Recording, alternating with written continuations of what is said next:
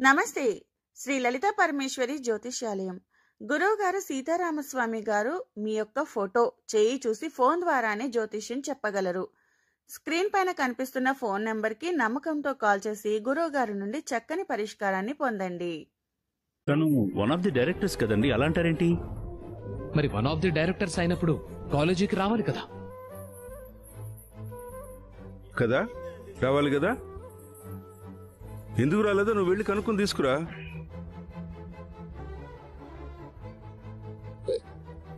ఏంటి డాడీ, నేను తీసుకురావాలా? అవును, నువ్వే తీసుకురావాలి.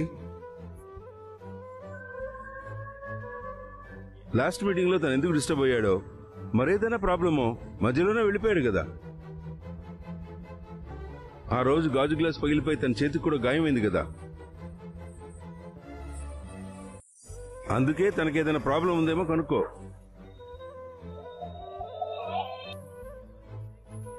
లేదు, తను డైరెక్టర్ గా చేస్తున్నాడు కదా, ఆ పొజిషన్ లో తను ఏదైనా డిస్కంఫర్ట్ ఫీల్ అవుతున్నాడో ఏంటో కనుక్కో. తీసుకురా వెళ్ళి. నేనెళ్ళి తీసుకురావడం ఏంటి డాడీ? నువ్వే అన్నావు కదా తను రావాలి అని, అందుకే తీసుకురా. అది కాదు డాడీ. శైలేంద్ర, నువ్వు వెళ్ళి తీసుకురాలేదే అనుకో, నువ్వు గేట్ దగ్గర సెక్యూరిటీ బాయ్ లాగా ఉండాల్సి వస్తుంది.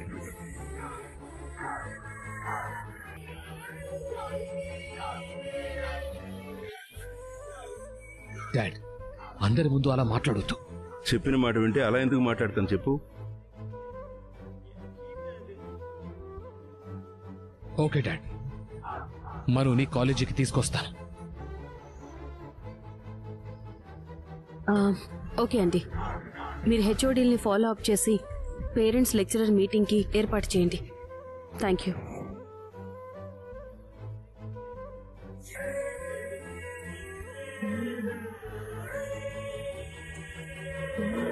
డాడీ ఎంత మాట అన్నాడేంటి? కాలేజీ గేట్ దగ్గర సెక్యూరిటీ అంటాడేంటి? ఎక్కడికి వెళ్తున్నావు? సార్, లోపల నా గర్ల్ ఫ్రెండ్ ఉంది సార్, ఒకసారి పంపించండి సార్, పలకరించి వస్తాను. ఎలా కనపడుతున్నాను రా నీకు నేను? సార్ ప్లీజ్ సార్, కావాలంటే 10 రూపాయలు ఇస్తాను సార్.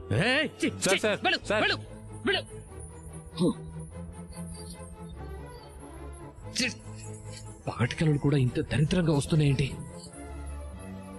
శైలేంద్ర గారు,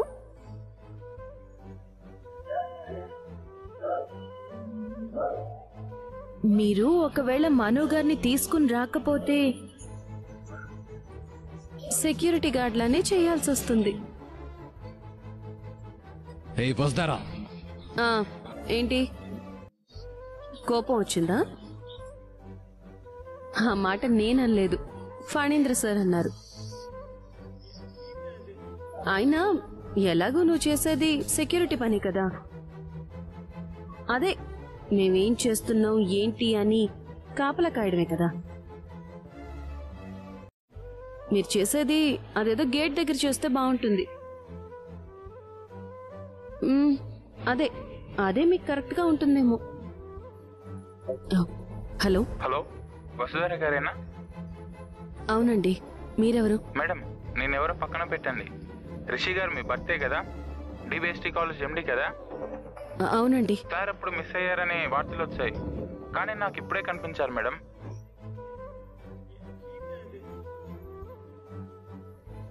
అవునా? ఎక్కడ ఎక్కడ కనిపించారు? నర్సింగ్ వెళ్లే రూట్ లో ఉన్న ఫంక్షన్ హాల్ దాటిన తర్వాత కనిపించారు మేడం. సార్, మీరు తనని గమనిస్తూ ఉండండి, నేను ఇప్పుడే వస్తున్నాను sir. Okay madam. Rishi sir, మీరెక్కడున్నారో తెలిసిపోయింది. ఇన్నాళ్ళ నా నిరీక్షణ ఫలించింది. ఇప్పుడు నాకు చాలా హ్యాపీగా ఉంది సార్. మిమ్మల్ని ఎప్పుడెప్పుడు చూడాలా అని నా మనసు ఆరాట పడుతుంది. నా మనసు ఉక్కిరి బిక్కిరవుతోంది. నాకు తెలుసు సార్, మీరు క్షేమంగా ఉంటారని. మన బంధం రిషిధారుల బంధం, ప్రేమకు సాక్ష్యం మనిద్దరి మనసులు. మీ గురించి ఎవరు ఎన్ని చెప్పినా నేను నమ్మలేదు. చివరికి అందరూ నా మాటే నమ్మేలా చేశాను సార్. ఈరోజు అందరి ముందు మిమ్మల్ని నిలబెడతాను. ఈ లోకానికి మన ప్రేమ గొప్పతనం చాటి చెప్తాను సార్. వస్తున్నాను, మీ దగ్గరికి వస్తున్నాను sir. Sir, Rishi sir, sir Rishi sir, Rishi sir,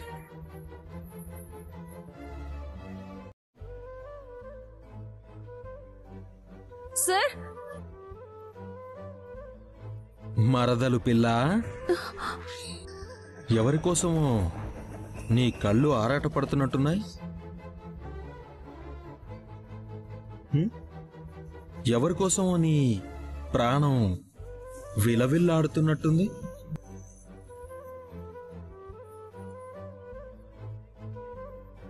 చెప్పు మరదలు పిల్ల, ఎవరి కోసం వెతుకుతున్నావు? రిషి కోసమేగా?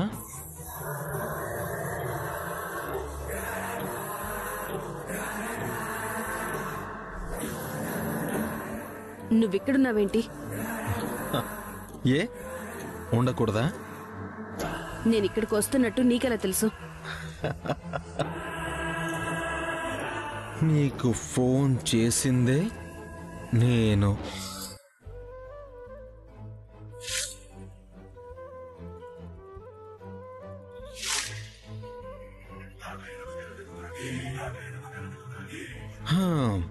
వాడు కనిపించాడని చెప్పగానే చాలా సంతోషపడ్డట్టున్నావు. చాలా హ్యాపీగా వాడి కోసం వచ్చినట్టున్నావుగా. బట్ కానీ వాడిక్కడ లేడు. ఇక్కడే కాదు, అసలు ఎక్కడ ఉన్నాడో కూడా తెలీదు.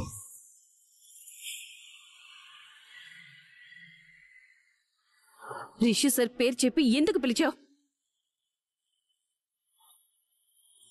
నా కోసం. నీకెంత ధైర్యం? నన్ను ఇలా ఎమోషనల్ గా బ్లాక్మెయిల్ చేస్తావా? అసలు ఇవన్నీ ఎందుకు చేస్తున్నావు? నీ కోసం.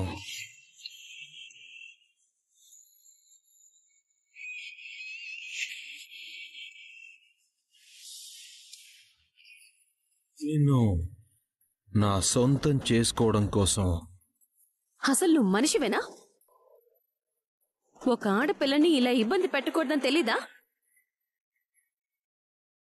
ఎన్నిసార్లు చెప్పాలి నువ్వు నా దగ్గర ఈ మాట ఎత్తద్దు, అసలు నువ్వు నా కంట పడద్దు అని? కానీ నువ్వు మాత్రం పదే పదే అదే చేస్తున్నావు.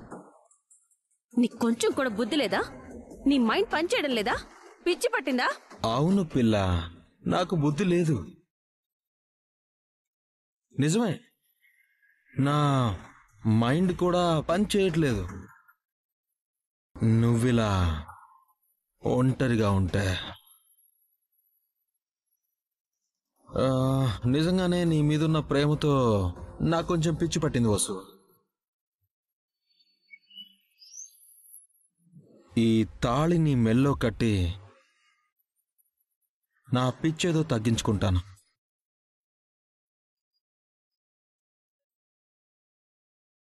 ఇది పసుపు తాడు కాదు, ఇద్దరు వ్యక్తుల జీవితం, రెండు కుటుంబాల భవిష్యత్తు.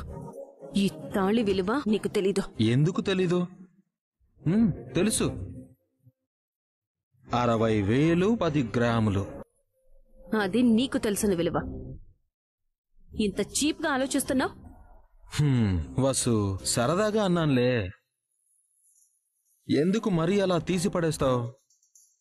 ఇలా అబద్ధం చెప్పి పిలవడానికి నీ క్యారెక్టర్ మీద నీకు అసహ్యం కలగడం లేదా? వసు, 1000 అబద్ధాలాడైనా ఒక పెళ్లి చేయమంటారు కదా. అలానే నా ప్రేమ దక్కించుకోవడం కోసం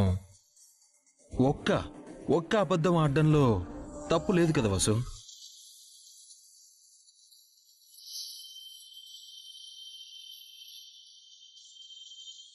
ఈరోజు నా నుంచి నిన్నెవ్వరూ కాపాడలేరు. ఒకవేళ నీ ప్రిన్స్, అదే రిషిగాడు తిరిగొచ్చినా వాణ్ణి చంపైనా సరే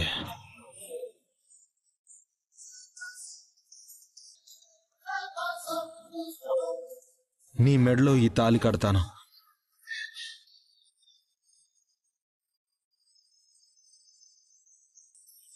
సరే రా వసుధారా, రా బావా బావా చెయ్యదులు, బావా రా చెయ్యదులు, వసు. బావా వసు రా, బావా వసు వదులు, రా, బావా వదులు, బావా. వసు రా. ఇదేంటి వసుధార మేడం ఇటువైపు వెళ్తున్నారు? ఎందుకంత ఫాస్ట్ గా కార్ డ్రైవ్ చేస్తున్నారు? అసలు ఏం జరుగుంటుంది? మిస్ అయిందనుకున్నావా? మిస్ చేశా. అయినా నీకెప్పుడు ఇదే పనరా? బోరు కొట్టదా? నీకు ఎప్పుడు ఇదే పనా? అస్సలు బోర్ కొట్టదా? గన్ను చూపించడాలు, కాల్చడాలు. నేనెప్పుడు నా మరదలితో మాట్లాడినా, నా ప్రేమను గెలిపించుకోవాలని ప్రయత్నించినా మధ్యలో వస్తావు పానకంలో పొడకలాగా. అయినా ప్రతిసారి వచ్చి తనని కాపాడడానికి నువ్వేమైనా ఆపద్బాంధవుడువా లేక అవతార పురుషుడువా? ఆపద్బాంధవుణ్ణో అవతార పురుషుణ్ణో కాదు,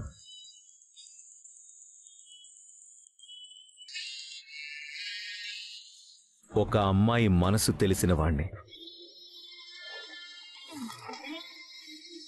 నీకు లాస్ట్ టైం కూడా చెప్పాను కదరా, ప్రేమతో ఒక అమ్మాయి మనసు గెలుచుకోవాలి గాని ఇలా బలవంతంగా బ్లాక్మెయిల్ చేసి భయపెట్టి ఇలా చేయటం అదసలు మగాడి లక్షణమే కాదు. భయ్యా, ఇప్పుడు లక్షణాలు గిక్షణాలు అని నాకు కొత్తగా టెస్టులు పెట్టకు, నాకు లేనిపోని డౌట్లు పెట్టకు. రేయ్, నీకు లాస్ట్ టైం కూడా వార్నింగ్ ఇచ్చాను కదా, నువ్వు మానుకుంటావు అనుకున్నాను, కానీ ఇదే కంటిన్యూ చేస్తున్నావు. భయ్యా, మార్నింగ్ లేస్తే నీలాంటోళ్ళు నాలాంటోళ్ళకి చాలా వార్నింగ్లు ఇస్తూ ఉంటారు. అవన్నీ పట్టించుకుంటూ కూర్చుంటే పనులు అవ్వవు భయ్యా. పట్టించుకోకపోతే పుచ్చ లేచిపోతుందనే భయం కూడా నీలో కలగాలి.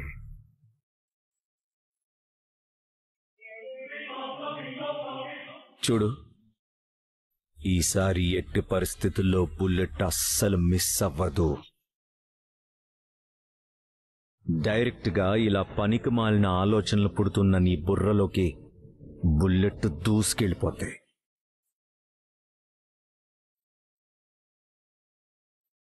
జాగ్రత్త. వెళ్ళ. వసు, నీ మనసులో ఇంకా రిషి ఉన్నాడా? ఒకవేళ ఉంటే తన కోసం నువ్వు వెతకాలి కదా. ఏయ్ నిన్ను. సరే సరే సరే, ఉన్నాడులే. రిషి నీ మనసులోనే ఉన్నాడు. అయినా నీ మనసులో రిషి ఉంటే నాకేంటి, లేకపోతే నాకేంటి?